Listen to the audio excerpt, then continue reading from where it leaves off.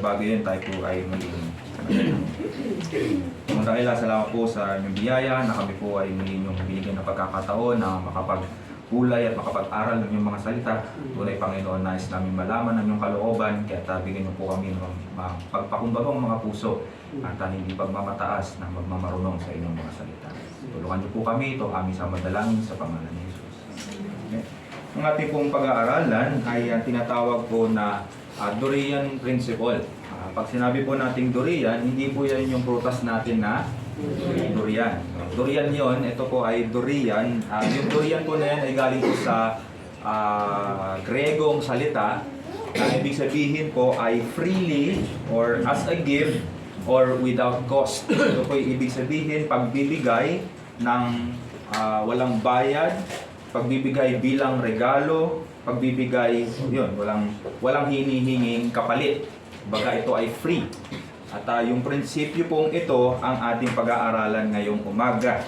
Hango po ito sa Matthew chapter 10 verse 5 to 10. Makikita po natin dito kung saan ang ating Panginoong Jesus nung siya ay utos sa kanyang mga alagad na humayo, ay binigyan niya sila ng mga bagay na kailangan nilang gawin. Ang sinabi po sa verse 5, ang 12 ito ay sinugo ni Jesus at inutusan na sinasabi, huwag kayong pupunta sa pook ng mga hintil at huwag kayong papasok sa alinmang bayan ng mga Samaritano, kundi puntahan ninyo ang mga nawawalang tupa sa bahay ni Israel. At habang kayo ay humahayo, ipangaral ninyo at sabihin, malapit na ang kaharian ng langit. So, inutusan ni Kristo ang mga alagad na mangaral dito sa passage nito. At sabi po sa verse 8, pagalingin ninyo ang mga may sakit, buhayin ninyo ang mga patay, linisin ninyo ang mga kaitongin, palayasin ninyo ang mga demonyo, at ito po ang sinabi, tinanggap ninyong walang bayad, ibigay ninyong walang bayad. So, yung kanilang paglilingkod ay hindi po nakabase sa monetary value. Kumbaga, sakalang sila gagawa ng mga bagay nito kapag binigyan na sila ng pera. Kundi dahil ang Diyos mismo ang tumawag sa kanila, ang Diyos mismo ang nagbigay sa kanila ng utos na ito o biyaya na nanggaling sa ating Panginoong Yesus, ibibigay nila yung mga bagay na ito nang wala ring bayad. Kasi sila mismo ay nakakuha ng mga biyaya ng Diyos nang hindi binabayaran kay Kristo. Hindi nila binayaran si Christ, Christ, ito po 50 pesos, pagalingin mo ako. Hindi po. Sila po ay pinagaling, sila po ay binigyan ng mga pagpapala. Kaya nung inutusan niya itong mga alagad, ibigay niyo din yung mga pagpapalang ito, maglingkod din kayo nang walang bayad. Yung po yung tinatawag nating durian principle. Kung tayo ay tumanggap ng biyaya sa Diyos, i-extend natin yung biyaya sa ibang tao. Ngayon, pagbabasahin natin yung susunod na mga talata, may makikita tayo dito na parang contradiction.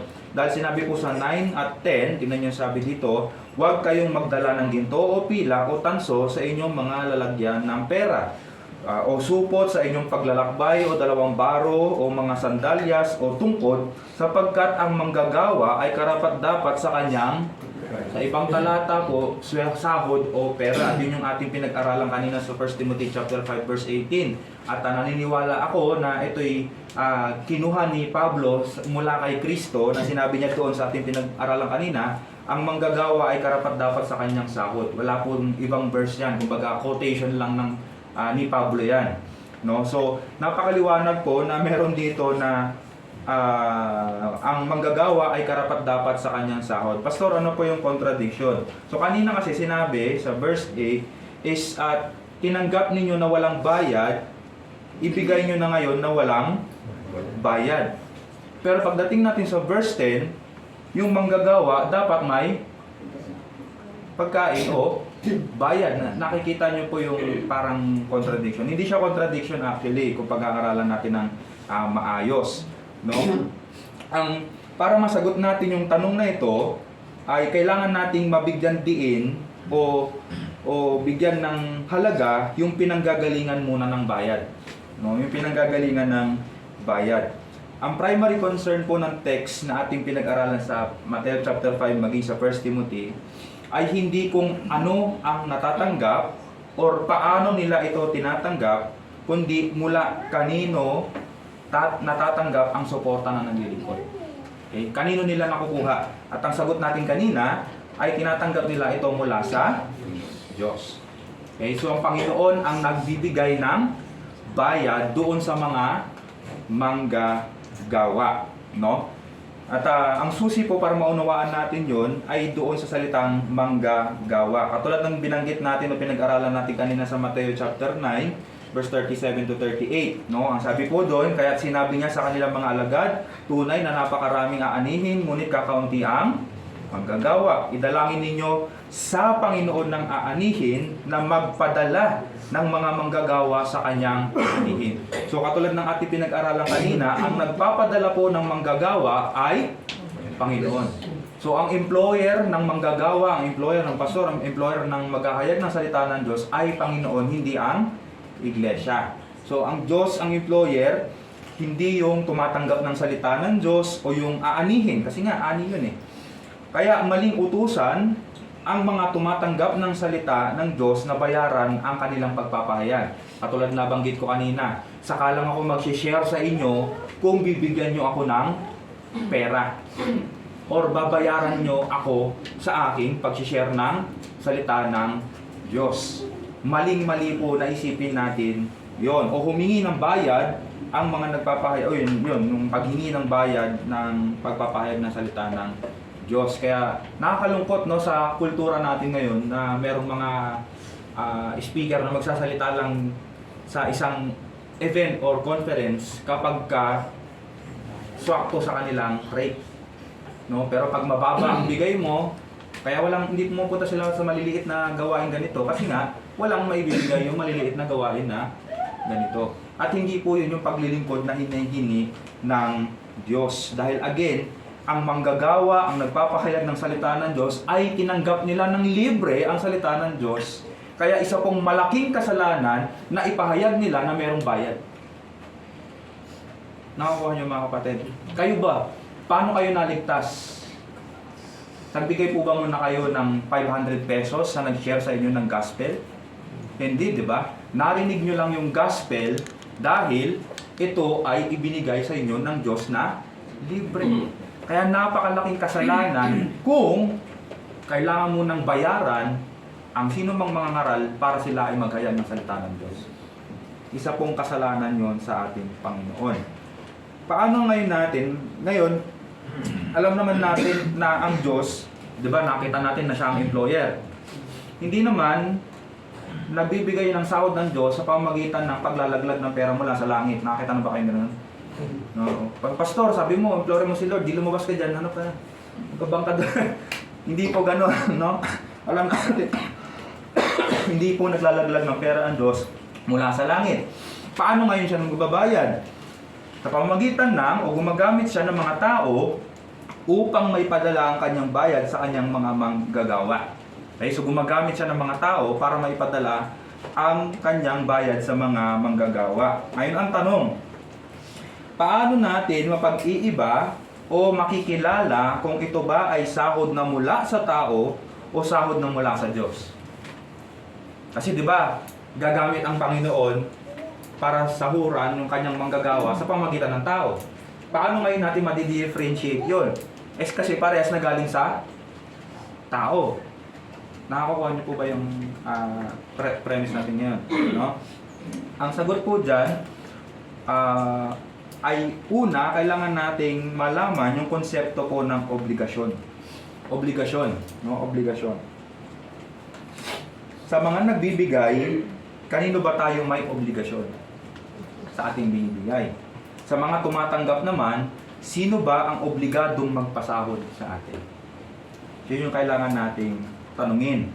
At para matulungan tayo sa pag-differentiate ng bayad mula sa tao at bayad mula sa Diyos, kailangan natin maunawaan ang dalawang salita. Tandaan natin itong dalawang salitang ito dahil itong dalawang salitang ito ay gagamitin natin sa mga susunod nating pag-aaral.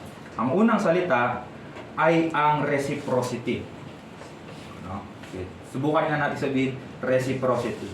Reciprocity. Ayan, good. Kasi nung una ako nabubulol, hindi ko nahirapan ako. At least kayo, kaya ninyo. So, reciprocity, ang ibig sabihin po ng definition ng reciprocity, practice of exchanging things with others for mutual benefit. So, ito po ginagawa natin sa business. Tama? Pag bumili tayo, Ang kapalit, yung ating biniling produkto. Yun po ay reciprocity. No? So meron tayong produktong binili at saka binayaran natin yung produktong ating binili. Kaya pagdating po sa ministerial reciprocity, pagdating po sa paglilingkod, ito po yung support, material man o hindi, na given to a minister without a sense of direct obligation, out of the sense of direct obligation for his ministry of the gospel. So ibig sabihin po niya sa Tagalog, tayo ay nagbibigay, sumusuporta dahil tayo ay may direct na obligasyon doon sa taong naglingkod sa atin. Okay? So for example, ako ay nangangaral bilang pastor, ngayon obligado kayo na bayaran ako sa aking paglilingkod. Kasi nga, exchange yun ng product. Yun po yung reciprocity. So binayaran ninyo yung aking pagpapahayag kasi nagpagal ako sa pagpapahayag. Reciprocity po yun. Direct obligation. Ang obligasyon ninyo na nabibigay ay sa akin mismo. Okay? So obligado kayo kasi ako yung nagbigay sa inyo ng serbisyo. Yun po yung ministerial reciprocity. Ito po yung kanyang itsura, no? So yung giver, nagbibigay, ang obligasyon, may obligasyon tayo na magbigay sa minister. Kasi yung minister ay nag-minister sa atin. So nakikita nyo, reciprocity. Tawag. Pagbabayad. Okay? Ito yun po yung atin. Pero, katulad ng ating pinag-aralan kanina, hindi po yan ang ating pinaniniwalaan. Okay? Ang pinaniniwalaan po natin, yung pangalawang salita, co-labor. Co-labor. So kanina, reciprocity, ito naman po ay co-labor. Pagdating po sa co-labor, pagdating po sa paglilingkod sa Diyos, ito po ay suporta, material man o hindi, given by man to a minister out of a sense of obligation to God to honor or aid in the proclamation of the gospel. Nakikita niyo po yung pagkakaiba? Yung una, ang kanyang obligasyon ay sa minister mismo. Dito, sa co-labor, ang obligasyon mo ay sa Diyos. Bakit? Kasi yung manggagawa ay galing sa Diyos. Okay? Makuha nyo? So, ito yung kanyang itsura. No? So, kanina, giver towards minister ang obligasyon. Dito po sa co-laboring, yung nagbibigay, ang obligasyon niya ay sa Diyos. At ang Diyos naman po, ang merong obligation ngayon na bayaran yung kanyang manggagawa. Nakikita niyo ito ng ibang mga kapatid? Hindi siya direct na obligasyon. Siya ay una obligasyon sa Diyos. Kaya pag tayo ay nagbibigay, dahil tayo may obligasyon sa Diyos, tayo ay naglilingkod sa Diyos. Nakukuha niyo po yung pagkakaiba. No? Kumbaga kinikilala ang namamagitan sa obligasyon. Kung saan itinuturing ng nagbibigay ang kanyang sarili na may obligasyon una sa Panginoon at sa pamamagitan ng obligasyon na yon, nakikita niya ang kanyang sarili na may tungkuling magbigay sa isang manggagawa. Kaya po siya tinawag na co-labor. Parehas po na nagtatrabaho para sa Diyos. Dahil ito po ay parehong bunga ng pagpapagal ng dalawang lingkod ng Panginoon. So yung nagbibigay tsaka yung minister, iisa lang ang kanilang boss. Hindi nila boss si pastor. At hindi rin boss ng pastor yung church. Parehas po sila na naglilingkod saan? Sa Diyos. Nakukuha niyo po mga kapatid. Kaya ang dami pong iglesia ngayon na ang dami nilang problema dahil hindi nila nakikita yung kanilang tungkulin bilang isang mananampalataya. Akala nila may utang sila sa pastor. Kaya ang utang na loob nila, hindi sa Diyos, ang utang na loob nila nandun sa pastor. Pag nawala na yung pastor, wala na rin sila. Napansin niyo yung mga taong ganun? Kasi nga, ang kanilang gratitude nandito sa pastor, hindi doon sa Diyos. Nakukuha niyo yung mga kapatid. At vice versa din, ganun din. No? Ang mga pastor, takot mangaral sa mga nagbibigay. Bakit? Mawawala sila ng pera eh. Pero nakalimutan ng pastor na ang kanyang ang nagpapasahod sa kanya ay hindi yung iglesia, ang nagpapasahod sa kanya ay Diyos. Kaya kahit na mawala ang isang member na malaki ang sahod, malaki ang binibigay, wala siyang pakialam doon. Kasi ang pagkukuhanan niya ng pera ay galing pa rin sa Diyos. Ang Diyos ang magsusustain sa kanya, ang Diyos ang magpo-provide sa kanya. Pero pag hindi natin sinunod dyan, anong mangyayari? Di ba? Ang daming kaguluhan. Kasi hindi nila sinusunod. Ang layunin ng minister ay ipangaral ang salita at ito rin yung layunin ng giver. Diba? Kaya sila ay susuporta. Ano bang gusto ninyong mga nasa loob ng church? Maipangaral ang salita ng Diyos o hindi? Siyempre gusto natin maipangaral. Kaya ang obligasyon natin ay magsuporta bilang obligasyon natin sa Diyos. Nakukuha niyo po yung pagkakaiba? So yan po yung dalawa, no? Pag sinabi nating reciprocity, ito po yung direct obligation doon sa naglilingkod. Okay? Pero pagdating po sa co-laboring, ang inyong obligasyon ay una sa Diyos. Okay? Ipinagbabawal po ng Diyos ang reciprocity sa Mateo chapter 10 verse 8. Tingnan niyo ang sinabi doon na binanggit natin kanina sa Mateo chapter 10 verse 8.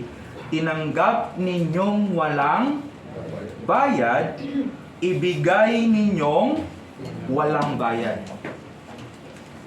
Pag hindi kumuha ng bayad, reciprocity pa po ba yun? Hindi na, di ba? So itong verse po na ito, ng verse chapter 10 verse 8, pinagbabawal po talaga ang reciprocity. Hindi po biblikal na bayaran ang pastor dahil sa kanyang ginawang trabaho. Okay? Bayaran ng iglesia yung sa kanyang ginawang trabaho. Dahil ang pagmiminister po, yung paghahayag ng salita ng Diyos, ay dapat libre. Libre. Dahil siya ay nakatanggap ng salita ng Diyos ng libre. Okay? Libre niyang tinanggap, libre niya ding ibibigay. Tinanggap niyang walang bayad, ibigay ninyo na walang bayad. At pinopromote ng Panginoon ang co-laboring. Sa Matthew chapter 10 verse 9 to 10, ganun pa rin ang sabi. Huwag kayong magdala ng ginto o pilak o tanso sa inyong mga lalagyan ng pera. Ibig sabihin, pag hindi nagdala, meron pa bang pera? Wala, di ba? Wala siyang dala. O supot sa inyong paglalakbay, o dalawang baro, mga sandalyas o tungkod, sapagkat ang manggagawa ay karapat-dapat sa kanyang pagkain. Mapapakamot ka ng ulo eh. Wala kang dadalhin, pero karapat-dapat ka sa sahod, sa pagkain. Ibig sabihin nun, sino magbibigay ng pagkain? Yung Diyos mismo sa pamagitan ng mga tao. Sa co-laboring ng mga tao. Okay, so tingnan pa natin itong wages na ito, yung laboring. Maliwanag po, una, na hindi dapat tumanggap ng bayad ang mga alagad sa lahat ng mga nagbe-benefit sa kanilang ministry. Kasi kung reciprocity po ang katotohanan, ibig sabihin, sa bawat pangangaral ng isang pastor o sino mang tao mangangaral, dapat binabayaran siya kahit saan. No? Kaya nga siguro ginagawa ng ibang tao doon sa labas, 'di ba, nangangaral sila tapos nanghihingi. Kasi nga nagpapabayad sa kanila sa kanilang pangangaral. At ibang pastor ginagawa po 'yun. No? Kaya pag binasa natin sa Matthew chapter 10 verse 11, sa ilang yung bayan o nayon kayo makapasok, hanapin ninyo kung sino roon ang karapat-dapat at makitira kayo sa kanya hanggang sa inyong pag-alis. So itong sinasabi sa Mateo, dapat daw makitira sa isang bahay. Okay? Yun po yung sinabi sa Lucas chapter 10 verse 7, no? At manatili kayo sa bahay ring iyon, kainin at inumin ninyo ang anumang ihain nila, sapagkat ang manggagawa ay karapat-dapat sa kanyang sahod. Pero sinasabi, huwag kayong magpalipat-lipat ng bahay. Ibig sabihin, may specific siyang pinuntahan, tapos nangangaral sila. Ngayon, kung reciprocity po ang katotohanan, sa bawat paglakad nila, dapat kumukuha sila ng pagkain. Tama? Pero hindi sila kumukuha sa lahat ng taong kanilang pinapangaralan. Saan sila kumuha? Sa isang bahay lang. Nakukuha niyo po mga kapatid. Kaya kung gusto ng Diyos ang reciprocity, dapat lahat ng nakarinig sa kanila, dapat magbayad sa kanila. Okay? Pero maliwanag po na wala pong obligasyon ang lahat ng tao sa manggagawa. No, for example, pag nag-post tayo sa Facebook, hindi tayo maglalagay dyan na, sendan nyo kami ng stars ha, pag kayo ay nag-click dito. Kasi nakinig kayo ng salita namin. Hindi po ganun. Pinupost natin siya ng libre kasi libre ang salita ng Diyos. Hindi po may bayad. Maliwanag din na ang magko-co-labor ay mga kapwa manggagawa. Kasi pag sinabi mong co-labor, yung ka-co-labor mo ay manggagawa din. Hindi pwedeng mag-co-labor, hindi naman manggagawa. Nakagets nyo mga kapatid. Kaya nga pag sinabi natin co-worker natin, ang tinatawag lang natin co-worker natin, yung mga kasama natin sa trabaho. Hindi mo pwedeng tawagin co-worker yung ano nyo, yung pinag-servan ninyo na nagagets natin yan. No, pare, kung nagtatrabaho kayo sa McDo, tapos binayaran kayo, co-labor kita kasi binayaran mo. Hindi ko. Ano yun? Customer yun. Ang co-labor mo, yun naghuhugas doon sa likod. Okay? So yun po yung co-laboring. Mahalawanag po sa Mateo chapter 10 verse 5, ang sabi po doon, ang 12 ito ay sinugo ni Jesus at inutusan niya na sinasabi, huwag kayong pupunta sa puok ng mga hintil at huwag kayong papasok sa alinmang bayan ng mga... Bakit? Kasi wala silang makukuhang co-laboring doon. Hindi sila masusuportahan sa kanilang gawain. Sabi doon sa verse 10 at 11, na binasa natin kanina, sa halip, sa alinmang bayan unahin kayo papasok, hanapin ninyo kung sino yoroon yung karapat-dapat. Sino yung karapat-dapat? Yung tao rin ng Diyos. Diba? Sabi dito sa verse 6, at kung doon ay may anak ng kapayapaan. No? Sino yung may anak ng kapayapaan? Yung na niniwala din sa Diyos. Kaya nga, napakalaking hatol sa mga ayaw magpatuloy sa kanila. Tingnan niyo sa Mateo chapter 10 verse 14 to 15. Sino mang hindi tumanggap sa inyo o duminig sa inyong mga salita, pag alis ninyo sa bahay o bayang iyon, ay ipagpag ninyo ang alabok ng inyong mga paa. Katotohanan ang sinasabi ko sa inyo, higit pang mapapagtiisan sa araw ng paghukom ang mga lupain ng Sodoma at Gomora kaysa bayang yun. So yung hatol po na ito ay hindi lang dun sa mga hindi nakinig ng salita ng Diyos. Yung hatol, maging doon sa mga hindi nagpatuloy sa kanila. Bakit may hatol? Kasi hindi sila nakisama sa paglilingkod, hindi sila nakipag-co-labor. Ibig sabihin, hindi nila sinuportahan yung paghahayag ng salita ng Diyos. Kaya nga sobrang laki ng kasalanan nila, di ba? Kapag hindi kayo tinanggap, anong sabi ng Panginoon? Pagpag ninyo. Hatol na sa kanila yun. Kasi hindi sila nakisama sa paglilingkod eh. Kumbaga binigyan na sila ng pagkakataon na maggamit ng Diyos na maglingkod sa kanila o sa Kanya, sa Diyos, sa pamamagitan ng pagkakaloob o sa pamamagitan ng pag-aaruga doon sa nangangaral ng salita ng Diyos, pero hindi nila ginawa. So malaking kasalanan sa Panginoon. Hindi nila ginawa ang kanilang obligasyon sa Diyos. Nakuha natin. Kasi kanina, di ba sa co-labor, yung giver kanino may obligasyon? Sa Diyos. Sa Diyos. Sa Diyos. No? Ang obligasyon ng magbibigay ay sa Diyos. Kaya pag hindi nila ginawa yung kanilang obligasyon, sila ay nagkakasala sa Diyos. Bilang summary po mga kapatid, hindi dapat humingi ng bayad ang nangangaral dahil maliwanag po ang utos. Tinanggap ninyong walang bayad, ibigay ninyong walang bayad. Yan po ang paglilingkod. Tinanggap ng walang bayad, ibigay ng walang bayad. Pangalawa, ang tulong ay nagmumula sa mga tao ng Diyos dahil iisa lang ang pinaglilingkuran ng mga nagkakaloob at ng mga nangangaral. Ito ang obligasyon ng tao sa Diyos sapagkat ang manggagawa ay karapat-dapat sa kanyang pagkain. So, ang Dorian Principle po, in summary din, sa English na lang, basahin ko. In the context of gospel proclamation, sa konteksto po ng pagkahayag ng salita ng Diyos, accepting support as anything other than the act of co-labor compromises the sincerity of ministry. Ibig sabihin, kung siya ay tumatanggap na hindi kinikilala na ang pagbibigay o yung suporta ay co-labor ng mga nagbibigay, dapat questionin o nako-compromise yung kanyang ministry. Dahil pwedeng mangaral ng mangaral na pera pala ang habol. Kaya sabi ko kanina, di ba, may kataga. Ako, hindi na kayo kasi ako lang nakakaalam nyo. Ano tawag doon? Magtrabaho ng naayon sa sahod. Hindi po yun ang nais ng Diyos pagdating sa pagliling. Bilang aplikasyon mga kapatid, sabi ko sa Mateo 6:24, walang makapaglilingkod sa dalawang Panginoon. Sapagkat kapupuotan niya ang isa at iibigin ng kalawa. O magiging tapat siya sa isa at hahamakin ng ikalawa. Hindi kayo makapaglilingkod sa Diyos at sa kayamanan. Ang pangangaral ay hindi para sa pera o bayad sa pagpapagal. Ito ay paglilingkod sa Diyos. Ang pagkakaloob din po ay hindi bayad sa nangangaral. Ito ay obligasyon sa Diyos bilang paglilingkod.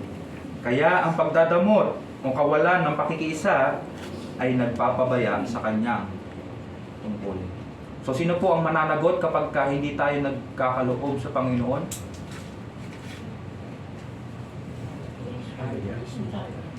Yung hindi nagkakaloob.